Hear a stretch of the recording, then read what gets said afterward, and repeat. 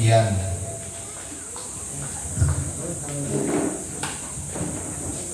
Purihin ang Panginoon. So ngayon pong umaga, tayo po ay dago sa salita ng Panginoon na ating magbubulyayan. Ang sabi po rin sa tuwa, kanina binasa, ay sabi po dyan, dito po sa Bible kung may Bible, sabi niya na natili silang matibay sa turo ng mga apostol, sa pagsasama-sama, sa pagpuputol-putol ng tinapay at sa mga pananalangin. Dito po sa Magandang Balita Biblia, Revised Version, kung dito sa matatandang salin na naging matibay sila sa turo ng mga apostol. Ang ginamit po ditong salita, naging matibay.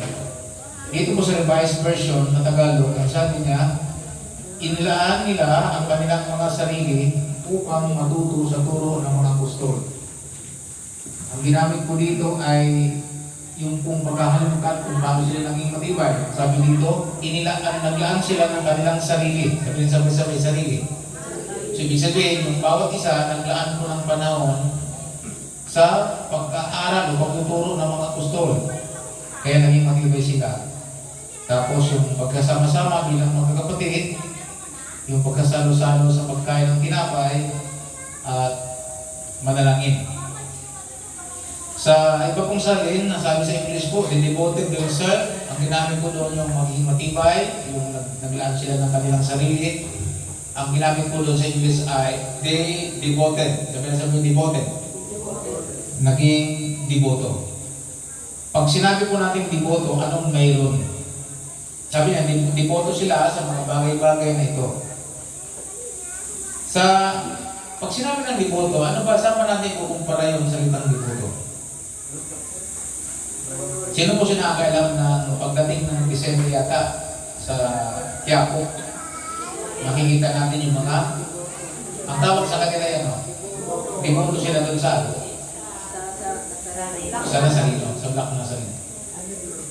So, makikita niyo yung sinabi, kahit anong gawin nyo, naglaan sila ng panahon, nagbiyahe sila, pumunta sila, para lang makahawak doon sa lubid na iyon. Sa paniniwalang doon sila, paniniwalang iyon ay sa Diyos. So, devoto sila doon sa gano'n. So, maliwanag na po ba sa inyo ang salitang devoto? So, kung titingnan natin sa Bible, ang makikita natin dito, una, naglaan sila lagi. So, okay, balik tayo po dito sa ano. Kung makikita natin, gusto nating lumago, hindi na tayo kailangan gumawa pa ng kung anong mga kailangan gawin para lumago. Susundan lang natin ang pattern ng unang church na doon, yung nauna na tinayo. At nung sila lumakit sa langit, nasa langit na siya, naiwanan ang church, naiwanan ng mga alagad, ito yung naging gawa nila. Makit na si Lord, naiwan ng church. Ito yung ginawa ng mga unang alagad. Kaya kung bakit sila nagpatuloy at dumaganap ang salita ng Diyos. Ang kanilang nagawa, may apat na bagay na meron silang maintain na ginawa. Una, devoted sila. Naglaan sila ng kanilang sarili sa mga pagtuturo. Ang tawag po natin dito ay mentoring. Kumbaga, parang school.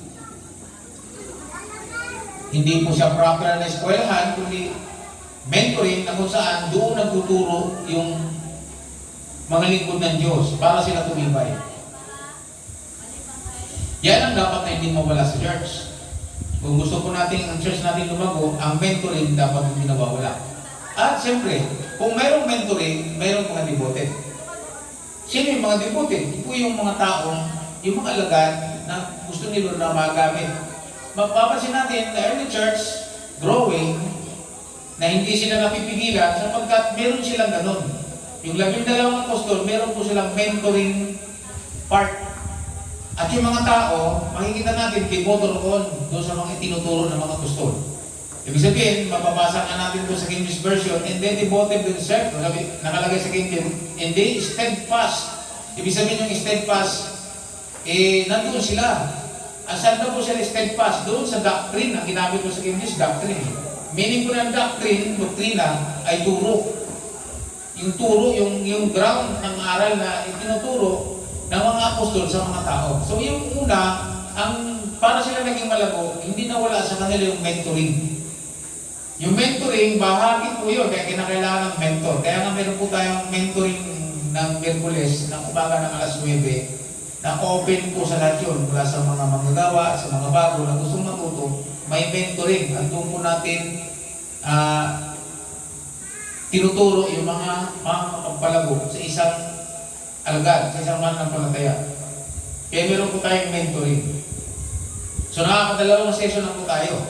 Kung sa ngayon sa atin, inaano natin sa ating context, dahil siyempre po pagdating ng Hunyo, alam na natin tagulan na. So kaya po dito sa ating mentoring Miyerkules, pagsunod po yan sa pattern ng unang iglesia para tayo na natin ay lumago tulad nila. So kung mayroon pong model, kung mayroong modelong dapat sundan sila.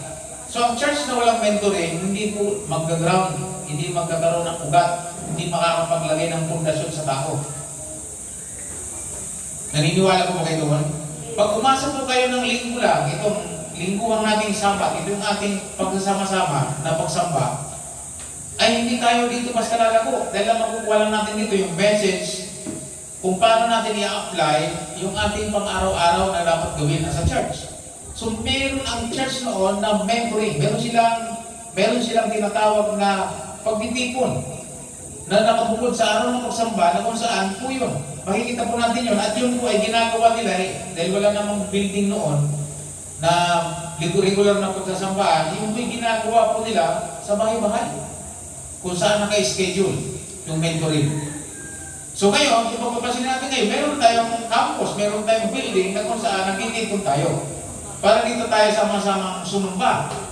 So ngayon, pagkakaroon po tayo ng bukod na tinatawag na mentoring na kung saan doon po natin mariraise yung mga question in answer, mga tanong at mga dapat na sagot sa lahat ng katanungan sa buhay ng isang tao patungkol sa pananampalataya, patungkol sa pagiging alagad, sa lahat ng mga bagay. Kung napansin po ninyo, ang pinagagawa ng Panginoon ay hindi membro, hindi basta mananampalataya lang. Papansin nyo sa Matthew 28 verse 19 to 20, ang sabi doon, matapos kami na, gawin nyo ang alagad ko, ang pinagagawa ko alagad. At para hindi manatiling, kasi ang pinapagawa ko alagad, hindi alagain. Opo, mag-aalaga tayo ng mula 1 to 3 years na pag-aalaga. Di ba po ang tupa sa loob ng 3 taon, malaki na yan. Ang bata naman sa loob ng 3 taon, nakakalakad na yan. So ibig sabihin, ang pinapagawa ko alagad. Nakakatawa, dahil sabi ng pastor, hindi alagain. Ibig sabihin, 1 taon hanggang 10 taon, alagain pa rin. So ibig sabihin, ang kulang, anong wala sa church? Kapag ang simbahan po ay nanatiling alagain, ang mga tupang inaalagaan, ibig sabihin po, hindi sumunod sa pattern ng Panginoon, ng church. At ang mga apostol, ginawa po nila yun para hindi sila manatiling alagain. Sila pinagkaroon ng tinatawag na mentoring. Sila word mentoring. Kung saan, yung mga alagad, maglalaan sila ng kanilang sarili. Sabi ng sabi-sabay, nagmanglalaan ng sarili. Siyempre po, kung may mentoring, tulad ng mga kapatid sa baba, tulad si Pwede, namamasahe pa yan, nag-special, nagpapa-special pa yan sa sasakyan, sa tricycle, magpunta ka ng mentoring. Lalapakan naman natin ang Panginoon. So, ibig sabihin, naglaan siya ng kanyang sarili, naglaan sa kanyang pera, para lang maka-attend ng mentoring, para siya ay matulungang lumago sa kanyang pananampalataya bilang alagad ng Panginoon. So, yung mga alagad, meron ganun. Meron silang mentoring na kung saan ang mga kapatiran, ang mga alagad na mga dating mga bago, makapaglaan ng kanilang sarili, oras at panahon at pera para maka-attend sila sa tinatawag na mentoring. So yan ang una. Sabi dito, sa aking Biblia, sabi po dito sa aking Biblia, sila'y naglaan, sabi po dito. Ilinaan nila ang kanilang mga sarili upang matuto sa turo ng mga apostol. So ibig sabihin, sila mismo pumunta. Ang church ni Dr. David Yongitso, o Paul Yongitso sa Korea, Ang church po niya napakalaki, kung saan isa sa pinakamalaking church ng Panginoon sa buong mundo ay ang church niya sa Korea. Alam po ba ninyo na ang church niya wala po doon sa pinakasyudad, nasa kabilang isla, babiyahe po ng 30 minutes bago makaatin ang mga tao. Pero, yung kanyang mga disciples, tumatawid pa sila. Samantalang napakarami ng mga simbahan dito sa paligid sa syudad ng North and ng South Korea, sabi nga nila, sinubukan ng mga pastor na, bakit pa pupunta pa kayo doon, babiyahe pa kayo? Bakit hindi na lang kayo sa amin dito? Church naman dito ni Lord, parehas lang ang mga video-video. Ang sabi po niya, hindi, doon kami naglaan ng aming sarili at panahon. Kaya kahit may gastos, doon kami pupunta. Ano ang ibig sabihin nun? Devoted, itong mga kapatid nito, doon sa pagtuturo ni Dr. David Jobitso. Nakukuha ko ba niya mga kapatid? So yung devotion sa pagtuturo ay napakalaga. So ang mentoring, hindi siya pwedeng alisin sa church. Kailangan ang church ay mayroong mentoring. Without mentoring, hindi mag-ground ang church sa pundasyon ng pananampalataya. At never po siya makapag-grace kung hindi niya maibangon ang church bilang mga manggagawa ng Panginoon. Yan po una. So ang mentoring, sineset up po yan, tulad ng mga apostol.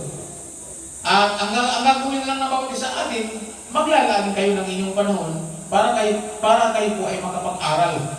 Tulad, nakadalawang session na po tayo. Pinag-aralan po natin yung seriousness of the sin. Pinag-aralan natin yung dahil seryoso ang kasalanan. Dahil merong impyerno, totoo ang impyerno. Nung nakaraan, impyerno ang ating pag-usapan. Nakapili na po ako na magtuturo sa sunod na fellowship, si Sister Wayne. Wala pa nga ng schedule ng next fellowship. Pero sa sunod na Merkulis, malalaman po ninyo kung saan ang next fellowship. Yung unang fellowship po ay napunta doon kina Nico.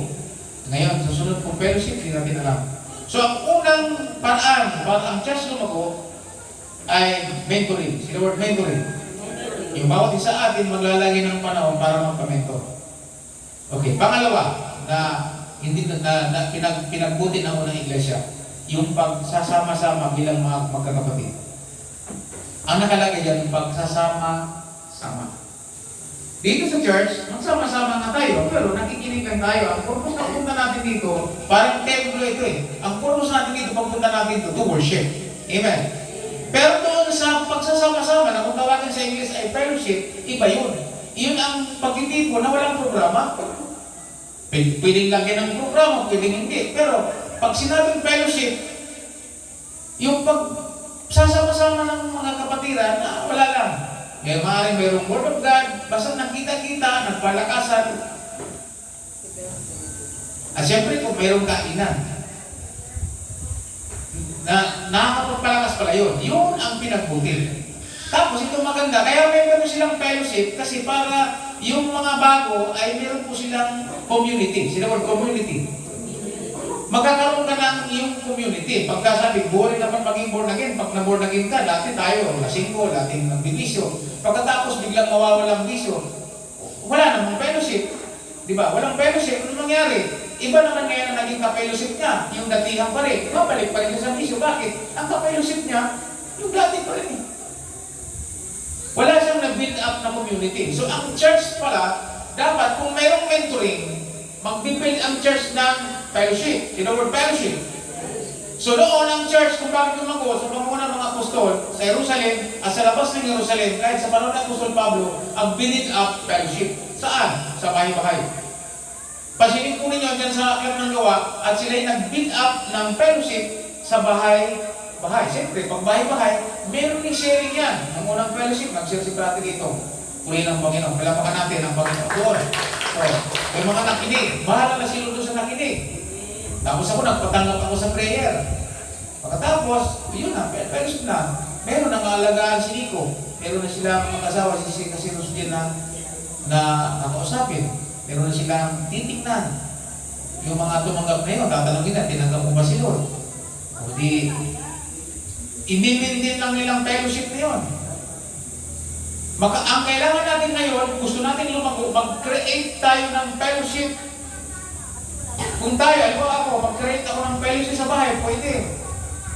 Imbitahin ko mga kapatiran, mag-imbita ako ng bago. Tapos mayroong magsasalita, mayroong magpapatotoo, mayroong magsishare ng kanyang buhay. Fellowship po yun. Pagkatapos, ang iba nga, hindi nakarating sa mensahe, pero nakarating ng kainan, fellowship pa rin yun. Nasabihin mo, buti dumating ka. Oh. At least, yung presence pa, yung presence na doon. Sabi niya, kahit huli ka man, pero huli ng Panginoon. Nakarating ka. Amen po ba? So makikita natin napakalawang fellowship, iba po ang dating ng fellowship. Kung yung mentoring, iba ang dating, kasi yun ito nakapunos tungkol doon sa pag-aaral. Ito ng fellowship, iba naman to. Pag-build ng relationship sa bawat isa. Siyempre, magtakin mo bago. Pilitin mong tumanggap sa Panginoon. Pilitin mo siyang lumayo sa bisyo. Tapos ang ka-fellowship naman ay hindi mananampalataya. So, kailangan daw pa natin kasama lagi, magkaroon tayo ng tamang community. Nung ako'y bago, ito yung natutunan ko, ay turo sa akin. Kung hindi mo kayang labanan ang mga hindi mo kayang i-resist o tanggihan yung mga kabarkada mo.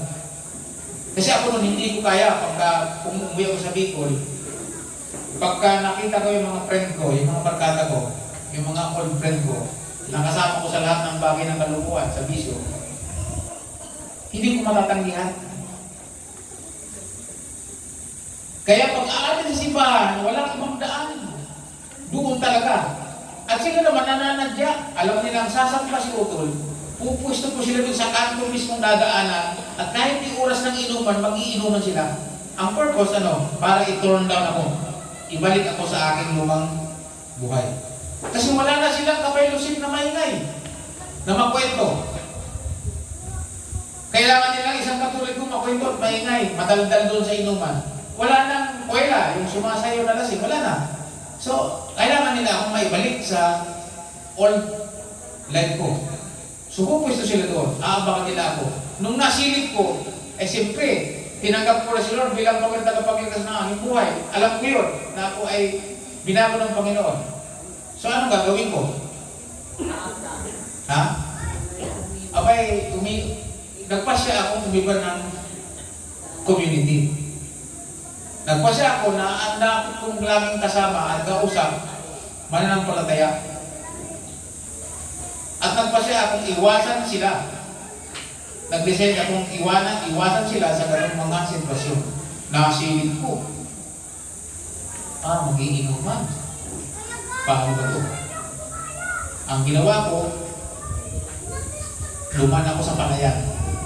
Doon sa, yung Ilapil, yung daanan ng tubig. Doon ako dumaan na nakayuko. Doon ako magbibigay sa simbahan. Doon ako yung hindi nyo makikita. Magapang-gapang doon, ang putik hanggang dito. Nga lang, paglampas mo doon sa putikan, paglampas doon, siguro mga 20 minta nandiyan sa aking paa. Building linta. Kaya mo ba yun? Makaiwas ka lang sa old community mo. Kasi alam ko hindi ko sila matatanggihan, tol. Dumating yung panahon na kaya ko na. Okay? Kasi bakit kaya ko na? Meron na akong fellowship eh. Meron na akong mga taong laging kasama na nagpapalakas sa akin. Lumakas na aking pananampalataya kasi nalipat ka aking community. Lalayo na ako sa kanila. Ito lang yung dumaan. Angkas ko, kapatid ko. Ako siyang driver, ako ang angkas. Sige na tol, tagay na. Sabi niya, kung ayaw mo, ibuhos ko na lang sa ulo mo. O di bayad naman ako ibuhos sa ulo ko. Kaso lang nagalit yung disciple ko ng bata pa. Nagalit. Kasi ba't bubuhusan mo? Pili, buhos mo yan, gigilpuhan kita. Parang gano'n. Galit. Buti yun hindi ginawa. Kung ayaw mong tanggapin yung tagay, di yung kapatid mo na lang sumalo. Biro mo, ganyan kalang baso, ganyan kataas, puro gin. Grabe hirap ng naramdaman ng kapatid ko O saluhin mo yung utol mo. Ginainom. Isipin, nung time na yun, kaya ko na. Pero pag hindi mo pa kaya, kailangan mo talagang matutong maghanap ng community. At ang church dapat, yun ang dapat nating matutunan. Magbuo tayo ng fellowship na kung saan makakapunta yung mga dati at mga bago. Para, anong purpose ng fellowship na yun? Ano man po yun, kainin man yun, may sharing man yun, para makita-kita, meron tayong community. In the word community. Laman lang tayo ng simbahan every Sunday, pero paglabas natin ng simbahan, may kanya-kanyang community. Amen? May kanya-kanya tayong community. Dahilan kung bakit ang church hindi mag-grow. Kaya kung ang church na ito, ang bawat pamilya, ang bawat isa, matutong maggawa o mag-create, mag-form ng fellowship. Sabi ko nga sa National NYC, sabi ko sa kanya, kung gusto mong ma-maintain sa kabila ng panahon na may mga krisis, ang ganito, itong bagay na itong dapat na hindi mo wala. At least, quarterly, o kaya every month, ang bawat district mayroong youth fellowship. Para magkakilanlan. Kasi kabataan mo ngayon, magbubuo ka ng camp. Ayun, mag-camp tayo ngayon. Magka-camp ka. Pagkatapos ng camp, uuwi yung mga bata. Tanong, magpapatuloy sa pananamili. Magtutuloy ng ilang araw, ng ilang buwan. Pero pagkatapos hindi na. Anong dahilan? Wala silang community. Wala silang ka-fellowship. Paglabas nila, ang laki nila makikita yung mga dati nilang barkada. O paano? Hindi magtutuloy. So kaya unang simbahan, ang dinevelop talaga nila, whereas sa mentoring, ang isa ay fellowship. So tayo ngayon, learning to. Gawa po tayo ng fellowship. Sabi nga nila, di ba pastor, ang ganda nung nakaraan kasi yung fellowship, inaba-ibahay. Meron tayo nung tinatawag na prayer fellowship. Ang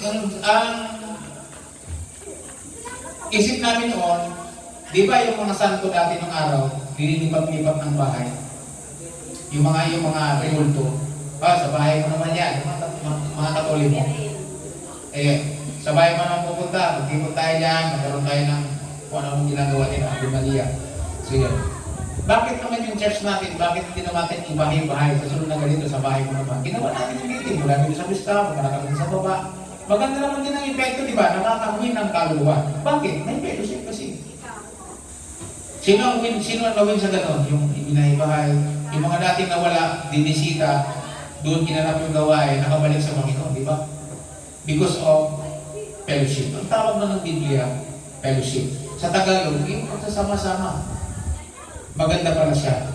Kaya yung simbahan na mahiling magsama-sama ng wala lang, ano meron? Nagano lang, nagbili ng isang buwan ng kami ng baboy, ng laman loob, yan, luto-lutoan, nagkain-kainan. Pagkatapos, tawa na, kwentuhan, pagkatapos pag-uwian na. Pero anong epekto nun, ng fellowship na yun? Yung time na kayo nagpupunta, ang tawag natin yung bonding. Dito sa best camp, nung ako'y nagsisimula, nung pumunta kami dito, ang na-develop namin dati yung bonding sa mga young people. Yung biro mo, yan sila Sister Kay, sina Pastor Hermie dati, yan ang sina Marlene. Diyan sa bahay nila, magkukwentuhan yan ng magdamag. Magkukwentuhan ng magdamag.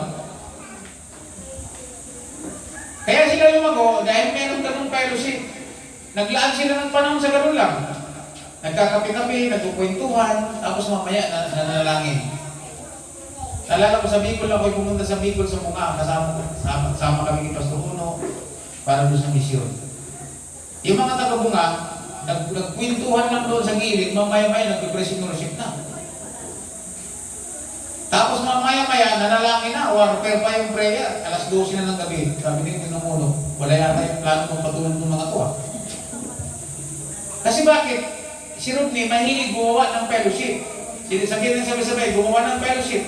Mahilig si Rodney gumawa, si Brother Rodney, mahilig siyang gumawa ng fellowship. Sabi niya, punta kayo doon. Sabi niya, kung ano tayo. Yun na, nagkwentuhan, naganda ng pagkain, nagharap-harap doon sa harapan. Sa labas ng simbahan, nagsimula ko silang magkwentuhan, nagtatawanan. Okay lang sa amin doon sa loob na naghahanda para kinabukasan. Maya-maya, nag-praise and worship. Ang tama. Pagkatapos, nanalangin ng pagkahaba-haba, sabi niya ng uno, ay, mahirap naman sawayin. Sabi niya, wala yata plano magpatulog kung mga to. Non-stop, sabi ni mo. Ano dahilan? Kasi nakagawa ng fellowship. Tayo, yun ang pwede natin gawin. Huwag lang tayong umasa dun sa pangkalahatan natin fellowship. Kung tayo mga alagad, gusto natin lumago, ay mga kapatiran, gusto natin lumago, gumawa tayo ng fellowship. Invite natin sila, punta ka sa bahay. Anong mayroon? Basta pumunta ka lang sa bahay. Mag-ano tayo. Meron kayo mag-video kayo. Punta kayo. Mag-video kayo sa inyong bahay. Pero ang ganda nyo, kanta ng isang mananampalataya, kanta ng isang alagad. O pwede kayo mag-fellowship doon, palit-palitan mo sa kanta. Di ba? Fellowship din yun. So pag sinabi natin fellowship, form ng pagsasama-sama. Ang hirap lang kasi ng fellowship natin dito na nagawa natin eh. Pag may patay, ang daming tao, fellowship. Pag may birthday, fellowship. Pag may kasal, fellowship. Yun lang yung mga mahalang araw ng fellowship natin. Hindi ganyan ang ginawa ng church. Ang ginawa ng church, yung ordinary day na kung saan ang tawag natin ito, bonding. Ginawag bonding. Mahilig pa kayo sa bonding? Di ba, mga bonding tayo. Kung tayo bonding, minsan nagbabonding, hindi alam kung ibig sabihin ng bonding. Bonding. Minsan yung mga grupong pupunta sa lagon at naliligo, tapos nagsasaya sila doon, ang tawag doon. Sabi, hirap na dito sa bahay, puro trabaho, puro ingay ni. Sabi niya, makapunta ka sa lagon, doon tayo, pag-banding tayo. Anong tawag doon? Fellowship. Naghanap ng community. Nagbanding. Fellowship ang tawag doon. Amen po ba? Gusto natin lumabas church natin. Tayo mga alagad, yun ang pagpursigin natin. Whereas sa mentoring, kasi ang mentoring, schedule yan. Pero ang bonding, o ang fellowship, regular na ginagawa po yan sa bawat area ng ating buhay, ng kapatiran. Halimbawa, si Nico, not necessarily papuntay ng lahat ng kapatiran sa simbahan, sa bahay niya. Pwede siya mag-create ng kanyang fellowship. Pwede tawagin yun, fellowship ni Nico. Di po ba? Halimbawa, pupunta yung isang evangelist sa galing sa Amerika. Halimbawa, si Billy Graham. Pupunta si Billy Graham sa Pilipinas. Anong tawag doon? Fellowship po ni Billy Graham. Magsasalita si Billy Graham. Bubuo siya ng community to hear the word of God. So tayo, pwede po tayong gumawa ng fellowship sa atin, abot sa ating kaya. Ang bahay natin, i-open po natin sa fellowship. Ano ba mga pagtitipon at pagsasama-sama sa inyong mga bahay? I-turning point nyo lang yun, baguhin nyo lang yun. Yun na. Yun po ang kahalagahan ng fellowship. Bakit malago? Ang church noon, bakit sabi niya araw-araw maraming dinadagdag? May fellowship yun. Sabi fellowship. Mayroon nagsasama-sama. Pag may nagsasama-sama, kahit hindi kasama, sasama. Ulat nga, nagkukwento kami pauwi. Pauwi kami kukwentuhan. Sabi niya, akala ko kunti lang yung pupunta ng Kineko. Sabi niya nung palagit na ang dami pala, tibag lahat pang pagkain tuloy. Okay na yun, kaysa natibag yung pagkain sa walang tumibag. Amen? Ibig sabihin, okay lang yan, kahit hindi ka na magkain, basta malaga nakarating ka. Pero si pa rin, mga kapatid, napakahalaga ito. Nagluto pa naman si Ate Bing ng hamonado. Sabi niya, pag may natira dyan, hingin ko na lang. Paano matitira? Daming pumunta. Hindi ba? Ibig sabihin maganda pag may fellowship. Kahit ang natutunan niya lang, masarap yung hamonado. Ngayon hindi siya nakikinig ng salita ng Diyos. At least, nakasama siya sa fellowship ng mga... Alam mo meron dyan?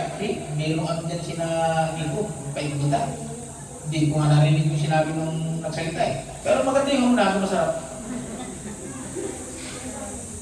Na-involve siya sa fellowship, paunti-unti. Nung una hamonado lang. Nung bandang huli, nakakinig na siya. Parang sa Cavite, nagbuo si tatay ng fellowship sa bahay na inuupahan namin sa Silang. Nagbuo siya ng fellowship, sabi niya, mag-sharing lahat ng mga wood carvers sa tropa ng chewing ko at sa tropa ng kaibigan niya si Jerry. Iniimbita niya makinig ng salita ng Diyos. So si tatay gumawa ng fellowship, magsasalita siya. Alam mo, matakin mo nakakilala sa Panginoon yung bayaw ko sa pinsan doon. Nagsimula lang ng pagilid-gilid, pagkinikinig, hanggang sa bandang huli, ayun na, may bunga ang fellowship. Nakakilala sa Panginoon. Nakakatuwa nga. Unusual yung pagka-born again niya eh. Kasi siyempre addict yun. Lahat na nabisyo. Pero dito nga sa Muntalban, nagpunta dito sa Muntalban, yung kalahating basket na marijuana na dala-dala. Nagdala niya dito. Wala eh. Wala eh. Pumunta dito yun, dala-dalang gano'n. Kalahating plastic, ganyan, marijuana. Ano gagawin mo dyan? Saan, mahuli ka nga dito, hindi ka na makakalabas. Hindi mo born again yun. Nung born again yun, kakaiba. Kasi bakit? Dumating lang yun sa fellowship. Eh, fellowship, magsasalita si tatay ng alas 3 ng hapon, alisin ko yata yun. Pasok kayo. Nakashoot, nakasuot ng sombrerong waway, tapos umuusok yung parang puno yung bibig, dito sa gilid, makikinig, doon sigarilyo sa kanto. Sa loob ng 3 buwan na ganun-ganun lang, tinanggap niya si Jesus bilang pangatagpagligtas sa kanilang buhay. Bakit? May fellowship, mayroong pagsasama-sama eh. Sa pagsasama-sama, may naliligtas. Amen. Kaya sila lumangkot, dadagdagan sila araw-araw kasi araw-araw sila nag-fellowship eh. Basahin niyo ang Aklat ng Gawa. So makita niyo, pinsang mo yun, yung asawa ng pinsang ko, hanggang sa nag-schedule yung pastor ng magbabautismo. Eto na ngayon. Nakapila na ang mga babautismoan. Nakapila rin. Yun yung itsura. Siyempre, yung mga babautismo, nakabihis ng pampautismo. Makasuot pa yata ng puti. Ang damit. Pagdating sa pinakadulo, pumila. Nakapila siya. Eh, ang tatay ko, hindi niya naintindihan na bakit pumila. Eh, siyempre, kilala niya, hindi niya naman alam na tumanggap ni John. Pero ako, nakita ko, namitis kong lang ikinig. Kaya hindi ako nagtaka. Pero nakapila eh, babautis mo na sa dulo. Nang makita ni tatay, akala ng tatay ko nangaasar pa. Kasi mahilig pang asar, ginagawa nga diyasya ng ulo ko nun eh. Nakapila. Ito yung itsura ng tatay ko na makita niyo. Sabi niya, pumila doon sa may unahan. Yung nakikita niya.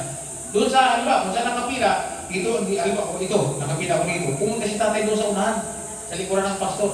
At ang sabi niya, psst! Yun ang forma niya. Umalis ka dyan. Pinapaalis. Hindi naman umalis. Kasi yung tunay sa puso niya, hindi na kami Jesus. Wala nang nabautismuhan. Nung mabautismuhan, tinanggap si Lord. Nung dinalaw ako rito, kung dati-dati, nagdadala ng marijuana ng kanyang kalasang plastic.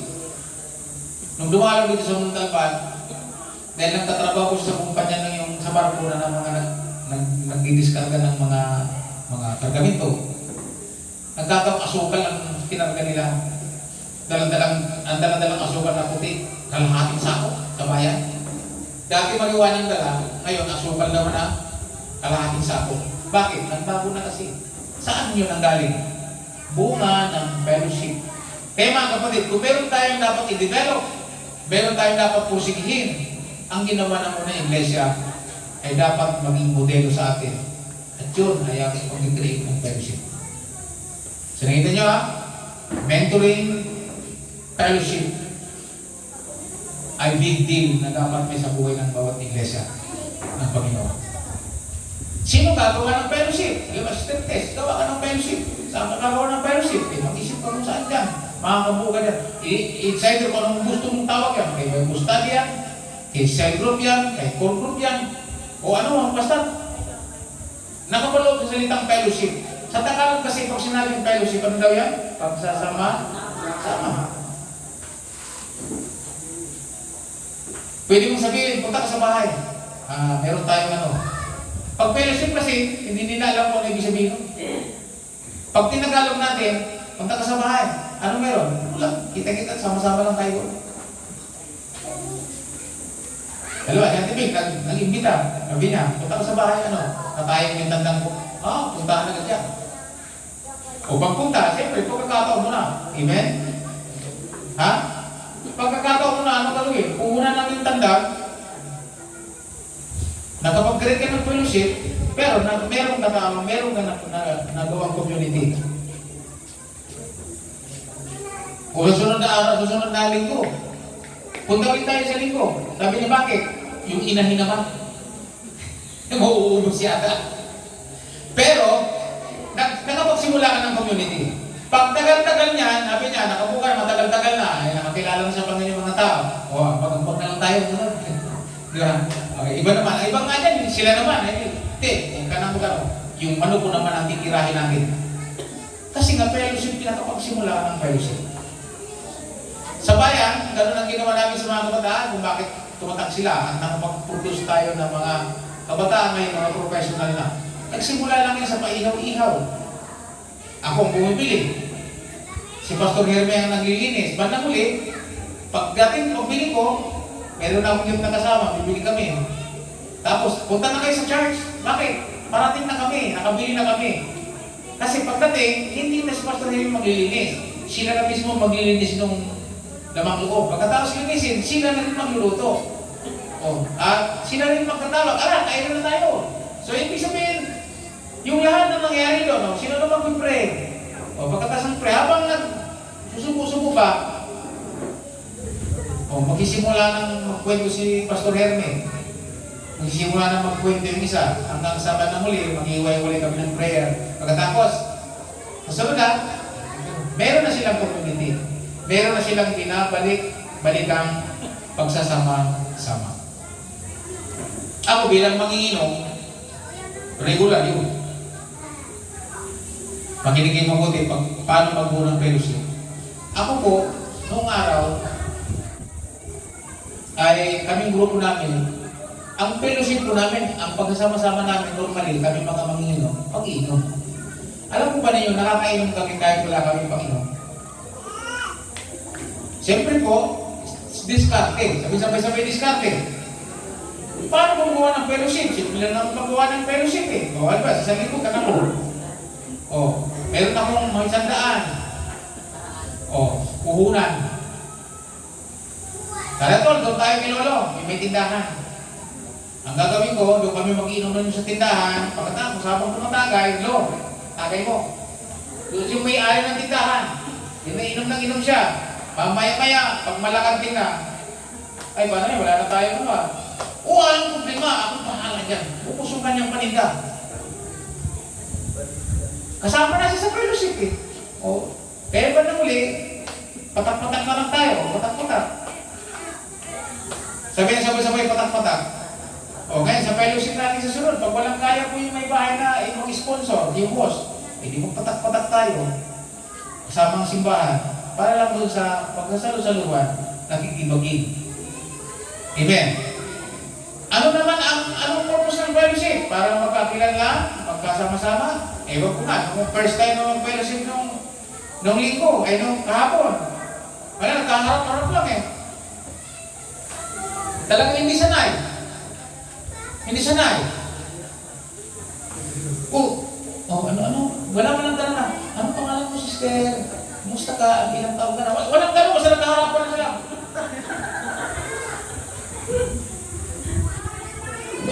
Dito po. Upuan lang inintindi. Paano sa mabibig? Kaya sa sunod na fellowship, wala nang makakita kasi. Para lang silang doon.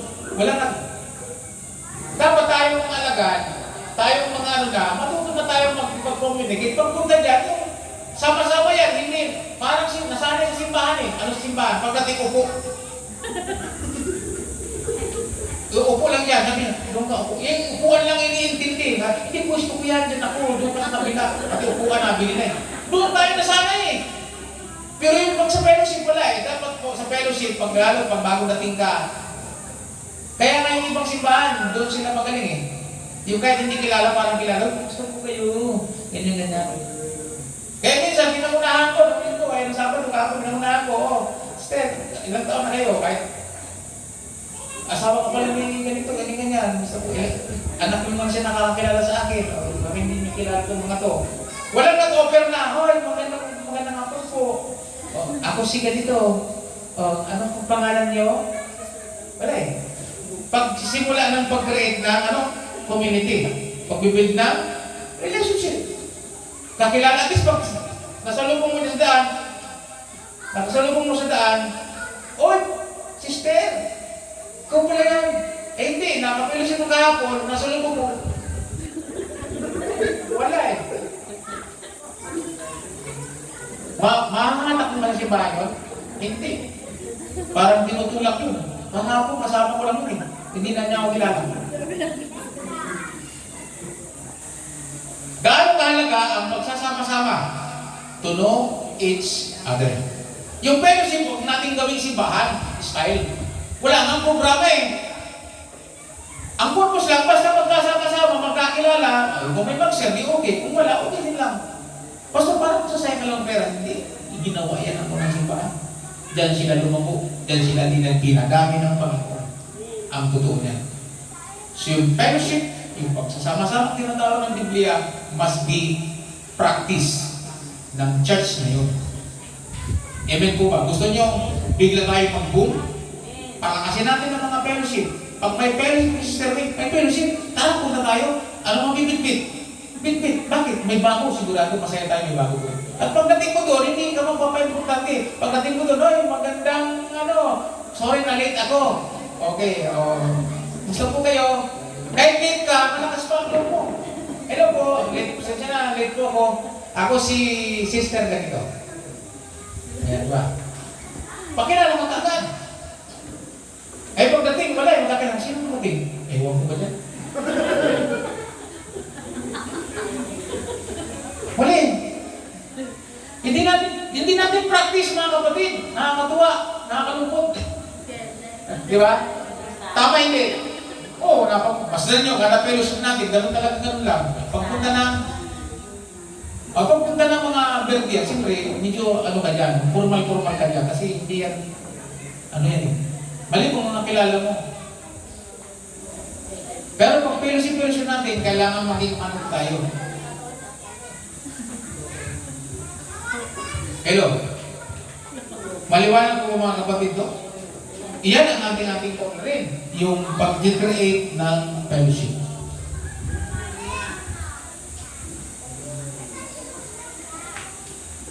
Meron nga dapat nating practicein at yan po.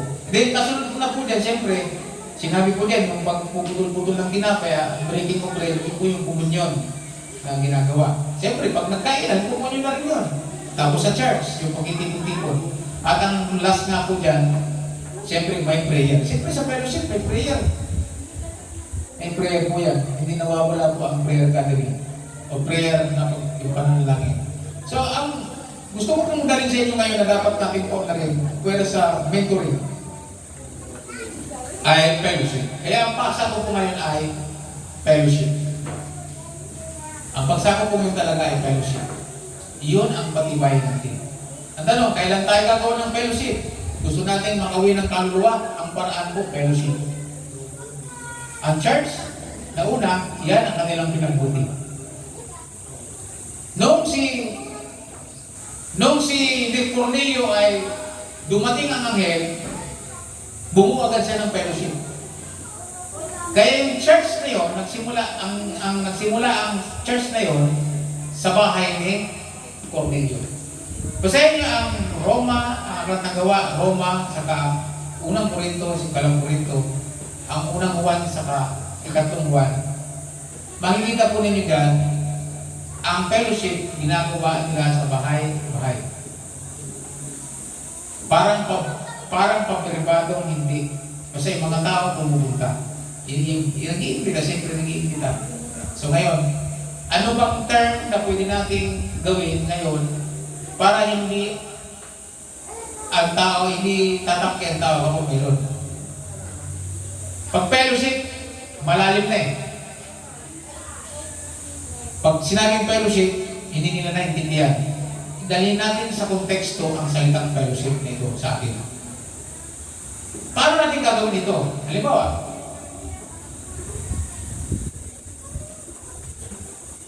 si Ate King, sabi magbubuo siya ng fellowship sa bahay niya, anong gagawin niya?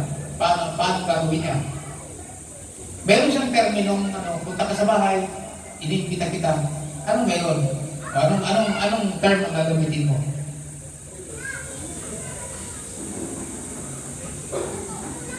Paano mo sasabi? May fellowship ba?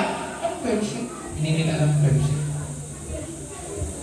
Ano ang mas madali? Kainan. Wala pa natin ang Panginoon, hindi tayo magaling. Kainan. Hey, punta ka sa bahay, mayroong kainan sa bahay. Huwag naman ngayon kumikain na sa inyo, anong pagaling sa iba, yung gutom. May mga ganun tao naman ang pinuso ko. Para yung tsuhin ko, sabi niya, lo, kain ka. Yung luluhin ko, lo, kain ka. Magsahin kayo ng marami, pagkatapos iano ko. May mga ganun tao eh. Isipin mo yung ano, merong salo-salo, hindi na. Meron pong salo-salo sa bahay, pagkatapos meron po akong kasama bisita na mayroon daw po siyang isi-share. So, dalawa po kayo. See? So, you must be creative pagdating sa pagbuo ng fellowship. Amen po ba? Sa una, gano'n lang. Pangalawa, sunod, okay na. Diba, nagkukwento ako ng progressive na fellowship. Nantulat ko kanina, diba, sinabi ko sa tibing, sabi ni na tibing, punta kayo sa bahay, kakatayin ko yung tandang ko. Alam nang ibig sabihin nun? See, puntahan sila, ayan. Kinatay, nandyan na sila, luto, tapos sharing na. Pagkatapos, para may encourage niya yung ano, yung sinasabi ko, progressive na, para magtuloy-tuloy. Sabi natin, Bing, balik kayo sa sunod na Sabado, yung inahin naman natitirahin natin. Di ba? May progreso na, pakunti-unti. Paano ba yun? Wala nang titipagin. Bili na tayo sa palengke. Patak-patak na tayo. Tuloy-tuloy na siya. Sige? Nakukuha niyo mga kapatid. Nagkapauna siya na community. Kaya ngayon, ano nang mayroon? May fellowship na si Ate Bing sa bahay niya. Regular na. Kahit wala ang pastor, dumadami siya. Kasi buhay na buhay. Paano nangyari? Fellowship. Kaya ngayon, kung meron tayong i-develop mga kapatid, fellowship, kulang tayo sa fellowship. Naalala po ba ninyo ng panahon ng buhay pa sila ng uno? Ang Rizal District, mayroong tinatawag na Rizal, ano ba? Rizal Day. Mayroong mga palaro na yung, bago dumating yung June 12, mayroong tinatawag na nag-ongoing na ang fellowship, ano yun, yung basketball game, volleyball. March pa lang, nag-start na siya. Yung sports, lagi na nagpapanangko ang bawat simbahan, talagang physicalan yan. Diba, mga kanya-kanyang coach, may mga kanya-kanyang player, gumagastos ng pang-uniforme, gumagastos ng pamasahe kung saan-saan, alimang ubal. Pagkatas dumating ang June 12, lahat na. Nandiyan na lahat, ang ingay na. Lalo yung mga mahilig sa volleyball. Basketball.